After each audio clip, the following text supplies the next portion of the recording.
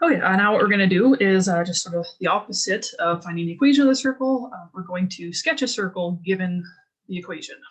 So in the last video, we went over the equation of a circle.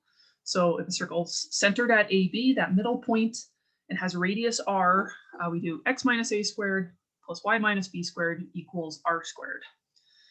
So yeah, basically what we'll do is just use that structure of the equation to try to figure out where our center and our radius is, and then draw the thing. So in the first one, I'm going to identify, I've got this -4. So that's my x minus 4. I want x minus a, so that says that a is 4. And then y plus 1, right? So it's going to be something minus. This is the same thing as y minus -1. So that tells us that b equals -1. So my center is at 4 and -1, right? So 4 is the thing that makes this square equal to 0, right? When you plug in 4, you get 0 squared. -1 is the thing that makes the other square equal to 0. And my radius, so this is supposed to be r squared. And so that tells us that r is 3. For this particular thing, like radius is like a distance, so we don't need a plus minus 3. So we'll just take the positive one. I mean, you can put plus minus 3. I'll show you what it means when I draw it, but it's not, it's going to give us the same picture. All right, so I got my axis drawn. I'll draw the center first.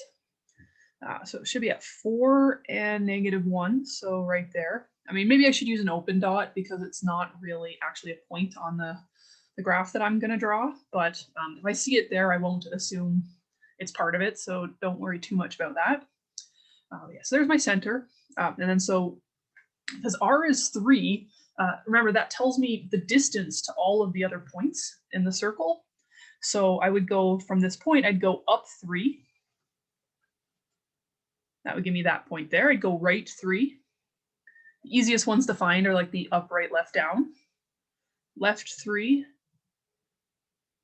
And down 3. And so that gives me all my my mids and maxes, my highest and lowest points, and my leftmost and my rightmost points.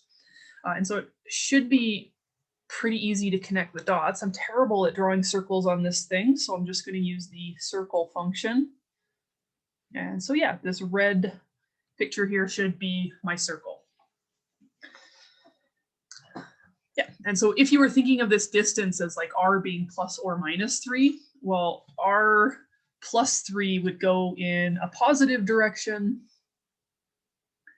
So that might go like up 3 and then a negative direction, and it still gets you the same 2 points. And even if you think of like rotating that axis to get other points on the circle, if the positive goes that way to 3, then the negative would just go the opposite way, and you get those 2 opposite points on the circle. So if you put the plus minus, it doesn't really matter at all. Yeah, that is our circle. Okay, so the next question obviously looks a little different. We don't have this in that what we would call standard form for the circle. Don't worry about the name of it, but we don't have it in that form where we've got the nice visible squares. So what we're going to have to do is package the squares.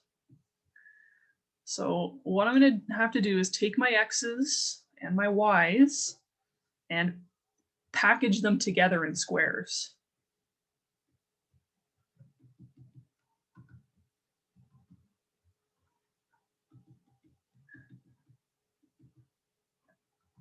And so when I say package, what I actually mean is complete the squares.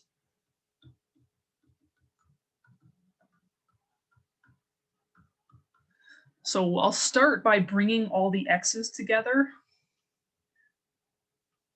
So I'll have x squared plus 6x plus y squared minus 4y equals 3. So I haven't really done anything. I just put things in nice brackets so that all my x's are together and all my y's are together. And just a little refresher on completing the square.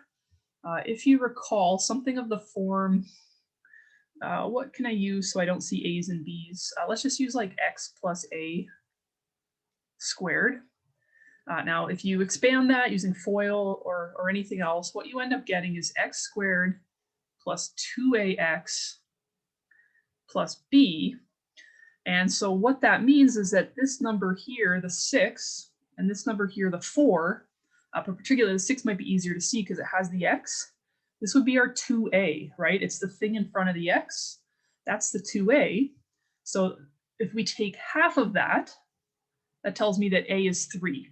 And in this case, I'm going to be a little bit careful on that 4. We actually want the minus in there as well. It's not too big a deal, but this is our 2a. And so a is -2 by just dividing by 2. And so what we do to complete the square is once you have that a, which is half of the coefficient of your variable, so the just the x term,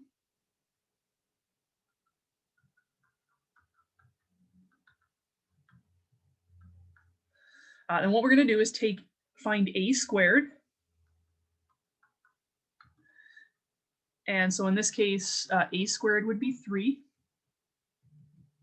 squared, which is 9. I almost just misspoke there. And then in this case, a squared would be -2 squared, which is 4. And so what we're going to do is that ridiculous step of adding and subtracting this number.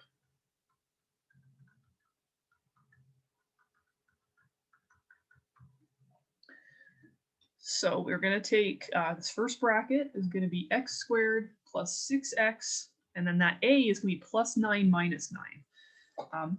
So it's still the same thing I just had because the 9s technically cancel, but it's written in such a way that's going to be a little bit more usable for us. And then y squared minus 4y. So I'm going to plus and minus 4. So plus 4 minus 4, and then equals 3. And so the point of doing that is so that the first 3 numbers in the block, the first 3 terms, should be perfect squares. The last number's not, and we're gonna have to pull it out, but those first 3 terms in each block actually are a perfect square. So I'm just gonna make a little bit more space to keep going here. So just for example, x squared plus 6x plus 9, right? That's x plus a squared. And we said the a was 3, or you can use your factoring techniques or whatever you like, but this is x plus 3 squared. And y squared minus 4y plus 4 is y minus 2 squared. All right, you can check those, but those are true. And so that allows us to actually package these things kind of nicely. So what I'm going to do next is just pull those extraneous numbers that we don't quite want out. So I'm going to pull the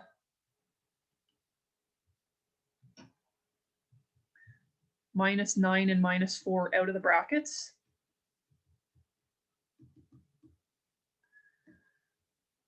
And so I'll get x squared plus 6x plus 9 minus 9 outside. And don't have to really do anything to that. Y squared minus 4y plus 4, and pull the -4 out of the bracket, and then equals 3.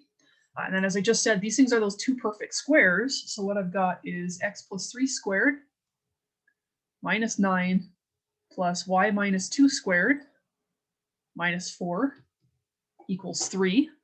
And then finally, I'm just going to move those 2 numbers over to the right.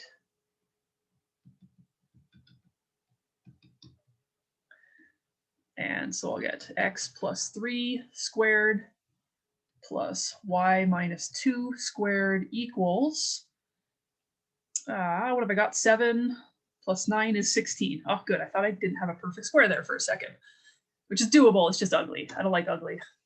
Oh yeah, so this is now our standard form.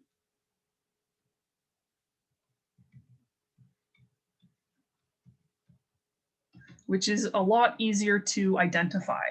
Because now from this form, I can look at this and I can see that my A is -3, right? Just the opposite, because it's minus -3. And then my b is 2. And my r squared is 4 squared. Sorry, is 16, which is 4 squared. So r is 4. Sorry, I wrote that a little funny. R squared is 16, so r is 4. And so what I'm going to do is just kind of clean this up a bit so I've got some space. All right, yeah, so I just kind of rewrote the repackaged version. So these are the exact same equation, right? I just use a bunch of algebra to manipulate it into the form that we like.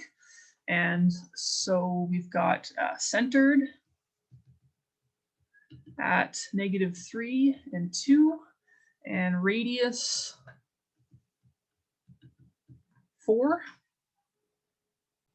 All right, I've got my axis, so I'm going to draw my center at -3 and 2. Right there, radius 4. So just go, oh, I need another dash. So I'll go up 4, left 4, down 4, just 4 in all directions.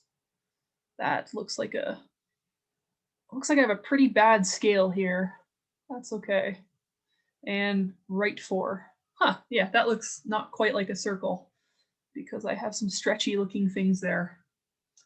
And I'll try to draw it. I don't think this is going to work for me because of how my scale is, but so yeah, you can actually see my my X scale is a little wider than my Y scale, and so that's why it doesn't quite look like a circle. But maybe that's a nice lead in into the next section. So yeah, so that was a harder one, having to complete the square and everything. But we'll do another one of those. It's probably pretty much the only time in this course you'll see completing the square. But if you end up taking a bunch of calculus, going as far as let's say calc, I guess it depends where you take it, but if you do any multivariable calculus, you'll see some more of this again in life, unfortunately. Not unfortunately, it's not that bad.